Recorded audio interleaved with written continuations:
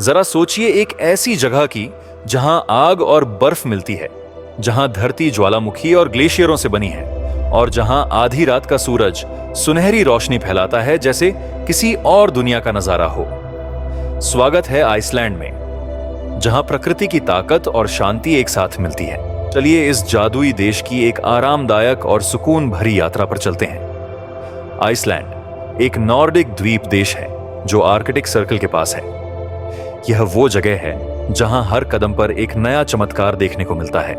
जमीन से फूटते हुए गीजर, ऊंचे पहाड़ों से गिरते झरने और दूर दूर तक फैले लावा के मैदान। इतनी जबरदस्त प्रकृति होने के बावजूद आइसलैंड एक शांत और सुकून भरी जगह है जहां आप खुद से और प्रकृति से जुड़ सकते हैं। चलिए अपनी यात्रा की शुरुआत आइसलैंड के खास नजारों से करते हैं। वेटनाजोकुल ग्लेशियर की विशालता सोचिए, जो यूरोप का सबसे बड़ा ग्लेशियर है और आर्कटिक सूरज की रोशनी में चमक रहा है। इसकी बर्फ में बने साफ सुथरे बर्फीले गुफा जैसे कि प्रकृति का बना हुआ कोई मंदिर हो।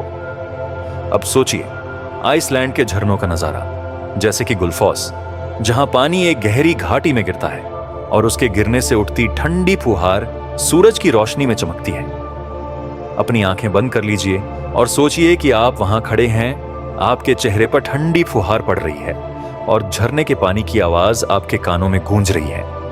अब चलिए आइसलैंड के गर्म पानी के झरनों की ओर चलते हैं। ब्लू लैगून अपने दूधिया नीले पानी के साथ एक लावा मैदान में बसा हुआ है। इसका गर्म खनिज वाला पानी न सिर्फ आनंद देता है बल्कि सेहत के लिए भी अच्छा है। सोचिए कि आप इन गर्म पानी में बैठे हुए हैं, चारों तरफ ज्वालामुखी की चट्टानें हैं और आपके चारों तरफ से उठती भाप आपको आराम महसूस करा रही है।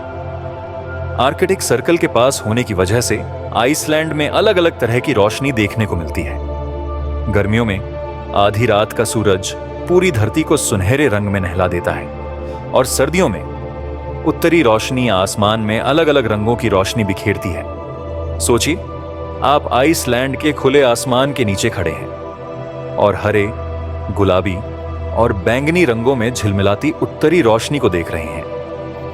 यह नजारा आपको बेहद शांत और खुश कर देने वाला होता है। आइसलैंड की खूबसूरती उसके पुराने इतिहास से भी जुड़ी हुई है। आइसलैंड की पुरानी कहानियां, जो वीरों और उनकी कहानियों के बारे में है, देश के वाइकिंग इतिहास की झलक दिखाती हैं। आज भी यह जज्बा और प्रकृति के साथ जुड़ाव यहां के लोगों में देखने को मिलता है। एक पुराने टर्फ हाउस की यात्रा करें जिसकी घास से ढकी छत धरती में घुल मिल जाती है और आइसलैंड के लोगों की मेहमान नवाजी महसूस करें। यहां की सादगी और शांति आज की भाग दौड़ भरी जिंदगी में सुकून देती है। आइसलैंड में आपको अलग अलग तरह के जानवर भी देखने को मिलते हैं।